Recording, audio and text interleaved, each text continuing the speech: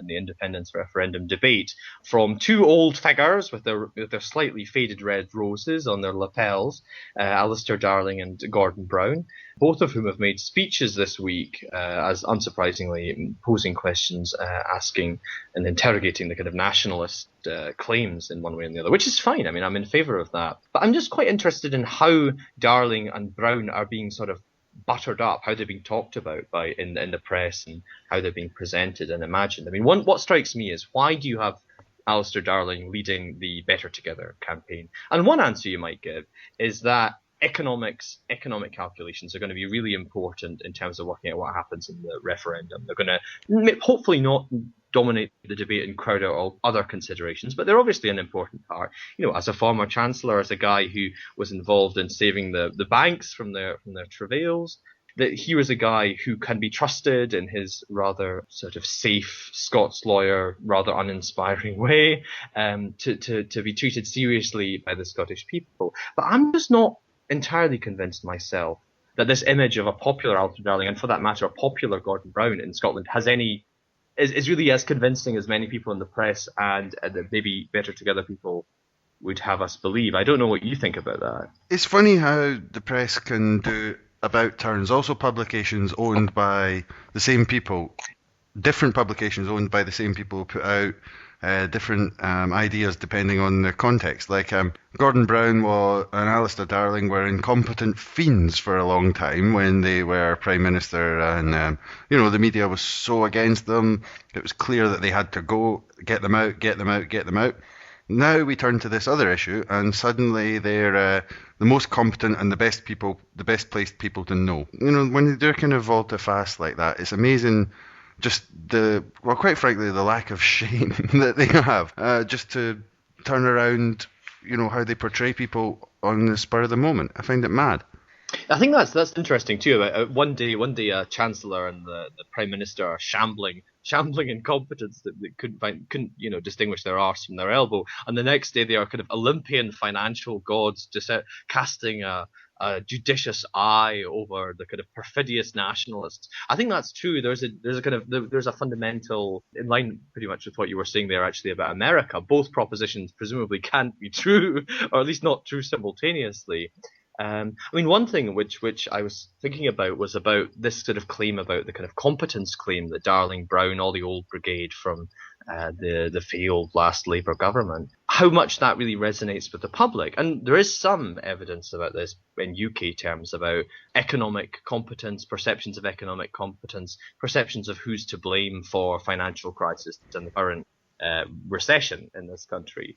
And actually, the Labour Party still isn't coming out well out of that kind of polling. So I wonder, I mean, I know it's going to be 2 years and it isn't clear what's going to happen, particularly in the UK and Scottish economy in that time. But I wonder if if that long shadow of Labour's rather toxic economic legacy. I mean, people maybe don't like the Tories. People definitely don't like the Lib Dems. Many people, obviously, there are a significant number of people who vote Tory and Lib Dem. But still, I wonder if that long legacy of Labour's complicitness and their bad timing of it being in office during this financial crash as well, to be fair to them, will dent perhaps and rather undercut some of this idea that Darling and Brown are these judicious figures that can be trusted and are ideal, best advocates for the anti-independence argument. I think people in Scotland also still feel betrayed by New Labour. People haven't forgotten Iraq. People haven't forgotten Afghanistan. So to bring these kind of old New Labour, Jesus Christ. To bring your age, yeah, that's what it is. I remember when New Labour was new. Yeah, to bring forth these kind of people, and I think I agree with you. I think it's nobody really wants to listen to them. It's probably a tactical error on their part. It's a bit of back to the future. It sort of summons up remembrance of things past and raises old revenant spectres from the tomb. Like Gordon Brown, like the Asterix thing. You remember the battle where they always deny that it happened? Oh, who was that? I don't know. What was that? I don't know what it happened. I think it was Vergovia. Vercingetorix's defeat at the hands of Julius Caesar. Yeah. That never happened. And I think a lot of Scottish people are like that with Gordon Brown's, I don't like the word premiership, prime ministership, something like that. But who was that? No, that never happened. Who was that? I don't know. Actually, I've got a friend who was given. This is quite funny. When she was younger, in school they give you the certificates at the end of the year. It was in sort of Fife way. So Gordon Brown, actually, when he was just an MP, came along to hand it out. So she got a certificate from Gordon Brown saying that she was generally excellent, and she wore it was a certificate of general excellence for the year. So she was very proud of that, but I'm not sure she would be now. He said, although at the same time, I've got another friend who's quite a well-respected academic, but he said, for good or for better or for worse, however you feel like it, in a certain sense, Gordon Brown saved the capitalist system. Mm-hmm. Yeah, no, and certainly, I think people often say that history might be kinder to him than the population was. Well, I suppose actually we must remember that in 2010, the Labour Party did actually quite well in the general election, all things considered. I mean, I know they lost, and that's kind of the bottom line. But even so, it was a relatively solid defence, and Scotland contributed very significantly to that. Mm-hmm. Actually, I'm just in the process of reading the diaries of Chris Mullen. I don't know if you've heard of them. No. He was a very junior minister. He was involved in the Birmingham 6 investigation when he was a younger MP. And I'm reading the second volume at the moment, which outlines the kind of collapse of, it outlines Brown's ascension to the throne, Blair's edging out of the way, and then the kind of calamity of his premiership, as you didn't put it. But there was a really interesting quote about from a Yorkshire, an undisclosed Yorkshire MP, about how the Labour Party, through its policies on schooling, through its policies on the NHS and introducing internal markets, and their fondness for PPI schemes to fund projects, were sort of loosening the screws. And if the Tories ever got in, then they would sort of simply take out their screwdriver and then just collapse, just loosen, and then pull out all of these sort of screws in the system and nuts and bolts holding the NHS together as a public service, and then privatise and do all those kind of things. And I think that has proven very perceptive for the kind of current government in London at the moment. I mean, it's very clear that they're just extending logics which the Labour Party already set in motion there, and that's part of the reason I think why, when your Ed Miliband's, your Ed Balls, and various Labour spokesmen,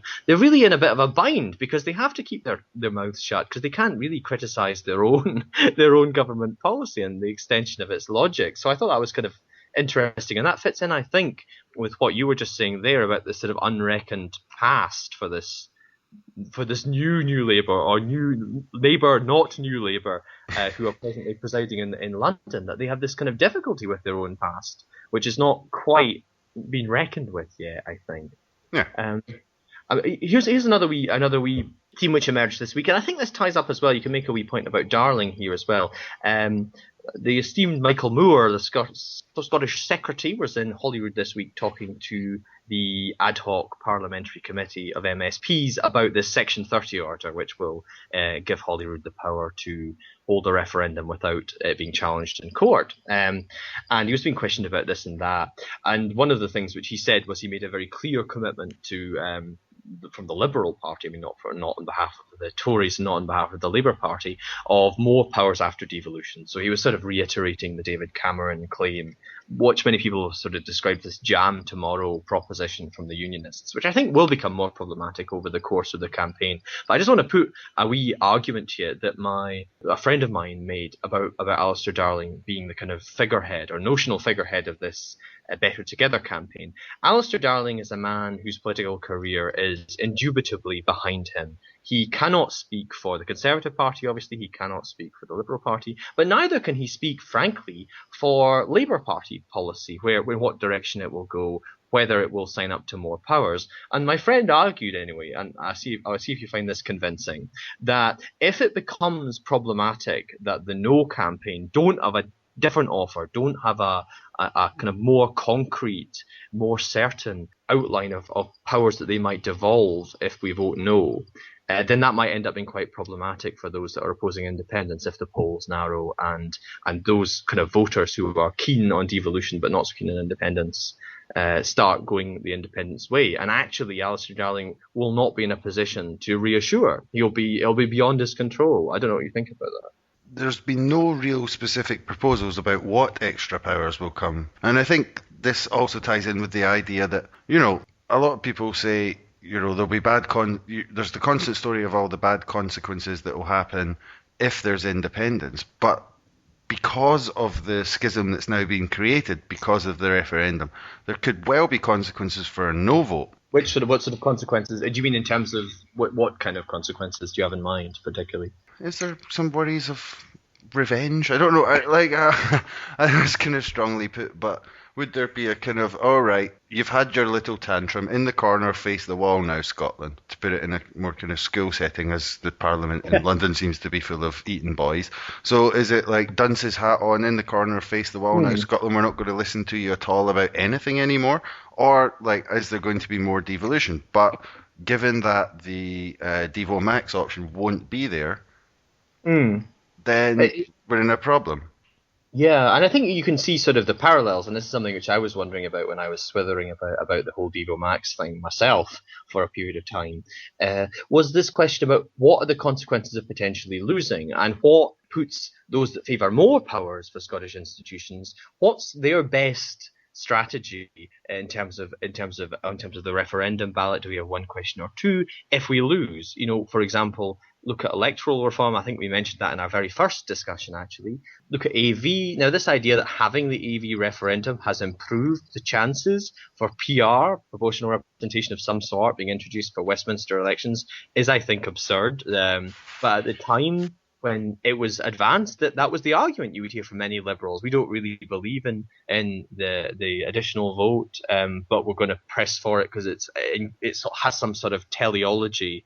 The outcome leads us towards more proportionality, and there's a real worry, I think, for those that are pro-devolution in Scotland, for those that are in favour of nationalism but are sanguine about how we might contribute to politics if we don't win. It's a real worry if there's a kind of crashing loss or even a fairly close loss in the referendum in 2014. What's going to happen? Is it going to be seen as a triumphant, reassertion of Britishness, comfort with the status quo, which is basically what the AV thing has done, I think. Yeah, I don't know. It's difficult. In the conversation with Doug Daniel in the Scottish Independence podcast the other day, we talked about this, like how there's been a number of things recently where the offer of some kind of constitutional change has been put to English voters, and it's always been rejected. There was the AV thing, but there was also the idea of electing local mayors, and that was also rejected as well. You're right, it was, and with the local elections the other year. And that's something which I think is quite interesting in the general terms. Why that is true. One argument that you quite often hear to explain why voters in England don't seem particularly keen to multiply the numbers of their politicians is that they're not terribly keen on politicians and therefore don't really see much potential for improving their lives or getting better outcomes or ones that match their politics, their values, to institutions with more power, which are closer to them. I don't know. I'm not sure why that is. I mean, I'm the one that lives in England, but I wonder what you think about that, Mike. Why is there no appetite in England for these changes? I don't know. It's a puzzler. I think there is, but it never seems to be an electoral majority. I think there's a lot of people who do talk about these issues in England, but it never seems to come out in a vote to change something. Partly, it's something you see in larger states. I've travelled around the world a bit. In my life. I think I've been to 17 different countries. And you do notice a difference in mentality between larger states and smaller states. Larger states, there's always a kind of triumphalism about, our system is the best, our culture is the best, we don't need to change it because we are the best and that's it. That's always been the way that we've been taught in our schools because, in a certain sense, the state education system, for better or worse, can reinforce kind of national identity. Whereas in smaller states, people tend to be looking out and tend to have a look at what they might be able to do better, taking better or worse ideas from other places. A good example of why this might be a better system is that recently there was the latest United Nations figures, or economic figures. I can't remember the source at the moment. I'll put a link on the podcast at the end, but out of the 10 richest countries in the world, 7 of them are quite small nations with less than 10 million people. Is there a lesson there? I don't know. And yeah, I think it's to do with, in part, large nation and small nation mentality. And in a large nation, wherever it is, the mentality is to reinforce the glory of the nation.